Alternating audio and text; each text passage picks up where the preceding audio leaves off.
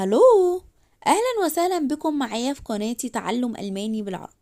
هنتعلم مع بعض ازاي نحيي حد بالالماني. اول كلمة معانا هالو.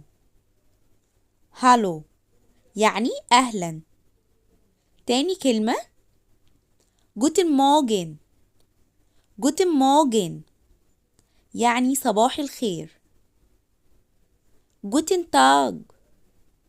جوتن تاج طاب يومك او نهارك سعيد، ودي بتتقال على الظهر مثلا الساعة 12 او واحدة. جوتن ابند. جوتن ابند يعني مساء الخير، ودي بتتقال في توقيت اللي هو الساعة 6 أو 5 كده. جوتي نخت. جوتي نخت يعني تصبح على خير.